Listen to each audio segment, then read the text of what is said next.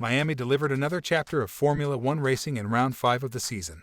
Because of the extremely close qualifying session, the starting grid was slightly mixed. The teams used alternate tire tactics, and the DRS adjustments were not nearly as damaging as the drivers predicted. Overall, Miami far exceeded expectations, unless your name was Lewis Hamilton. A poor qualifying session, followed by some team directives during the race, left the 7-time world champion seeking more from his crew. This season, Hamilton and Russell are on a collision path for a head-to-head showdown. And, if the W14 is so bad, how could Hamilton jump from 13th to 6th place? Stay tuned as we take a look at the Mercedes Miami Grand Prix weekend. Before we get into the Mercedes weekends, I want to get your thoughts on the Miami Grand Prix. It was only the 14th Formula One Grand Prix without a DNF. There were no red flags or police cars. Nobody got off course, either. Nonetheless, the race was exciting. Even if the track looked amazing, the much-discussed DRS changes didn't discourage the drivers from overtaking. I knew the pre-race preparation was quick, but once the cars reached the track, I thought it was a great weekend and exactly what I had hoped for after Baku.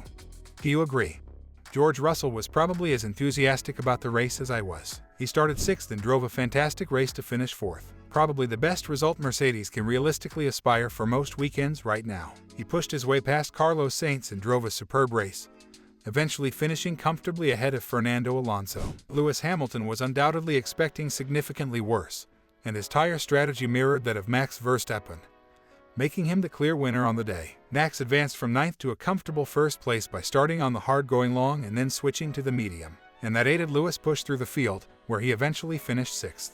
The track surface was quite abrasive early in the race due to the brand new tarmac in the Hard Rock Stadium parking lot. Rubber began to accumulate on the surface over time, allowing the tires to adhere to the track rather than slide over it. This meant that all of the cars that started on the medium tire quickly wore through the tires. The harder, but supposedly slower, tires lasted significantly longer, allowing Hamilton to claim consistently good lap times that quickly became faster than the cars that started on the medium. The fuel loads in the cars became lighter as the race progressed. The track got rubberized and much more grippy, and by the time Hamilton and Verstappen were on the medium tire, they were significantly faster than the rest of the field. So, after a disastrous Friday and Saturday, the W Complete team proved to be a far more competitive beast over a race distance. Hamilton stated after the race that he felt the car come to life beneath him as the laps ticked by. I'm not sure about the strategy. I don't know if that was optimum or whether it could have been worse. He told Sky F1 when asked about how Mercedes approached the Grand Prix. The strategy was definitely the right one, though none of the teams knew that before the race started.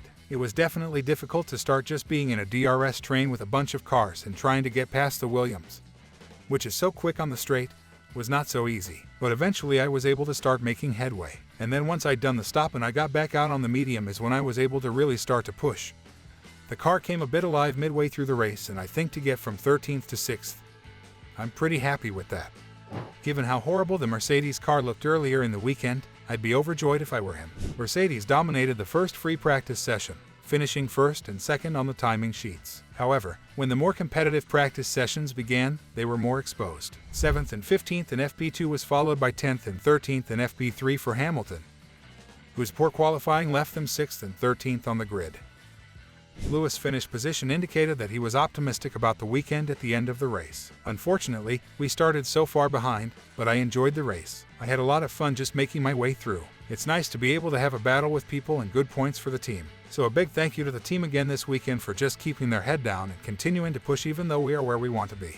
There's still great morale within the team. The Mercedes weekend was not without its challenges. Lewis Hamilton, the 7-time world champion, spent years dominating the sport by profiting from team order decisions. Since the change in technical regulations in 2022 and the entrance of George Russell to the team, Mercedes has not been able to allow either of the drivers to become the lead driver in 2022. Russell demonstrated why he was so highly regarded by Mercedes by finishing 4th in the championship, 35 points ahead of his teammate, and winning the team's only race. Nonetheless, Lewis isn't used to being pushed to go the extra mile for his teammates, and you could tell how dissatisfied he was with the message when he asked it to go away. We have George 1.1 behind. Hamilton was told by his engineer, "We aren't racing him, we're racing Esteban Ocon, so let's not hold each other up." Hamilton snapped, "He can go by, but I'm not backing off, though."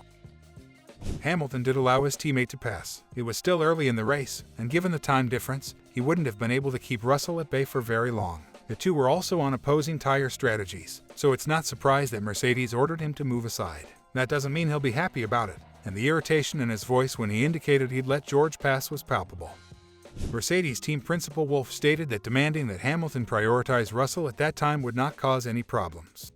No, absolutely not. George was a stop ahead, and Wolff said, to see two teammates, both on very good levels, they are both so straightforward. That is good at such a difficult moment. The topic of teammate relationships has repeatedly come up this season as Red Bull's Max Verstappen competes against Sergio Perez for the F1 title. Christian Horner even made fun of Wolff. The Red Bull team handled the awkwardness better than Mercedes did when Hamilton and Nico Rosberg were on top. But Mercedes is in a different league this season, and Wolff was pleased with Lewis' performance. The car was good today. From P13 it's pretty difficult if you start on the same strategy as everyone else to pass. Therefore, we went with hards. Then we saw others had thought the same. Considering the strategy hope that we had, that nobody would start on the hards, was diminished.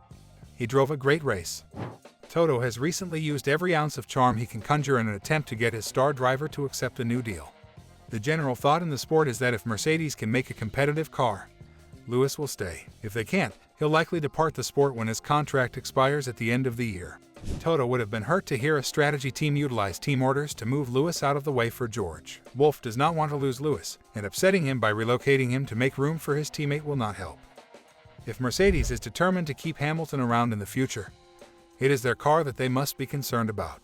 Following a promising Australian Grand Prix, Mercedes has failed to maintain its momentum. The Albert Park layout clearly suited the W14, as they've since dropped back behind Fernando Alonso's Aston Martin and appeared unable to push him on the racing track. Mercedes' next step is to travel to Imola and prepare the car for the next race, the Emilia-Romagna Grand Prix. Mercedes is releasing a significant update that will include improvements to the side pods, floor, and front suspension. While the team expects that the new package will give a step forward in form, manager Toto Wolff believes that the improvements should help deliver some answers concerning the existing car's flaws. Wolff does not anticipate a dramatic shift in fortunes as a result of Imola, but believes the knowledge obtained could be valuable in the long run. We need to manage our own expectations, because we're bringing an update package that's going to consist of new suspension parts and bodywork and some other things, he stated. Toto has recently humiliated himself by making grandiose statements regarding Mercedes cars and advancements, and he's certainly learned his lesson. But I've never, in my 15 years in Formula One, seen a silver bullet being introduced, where suddenly you unlock half a second of performance. So, I very much doubt that this is going to happen here.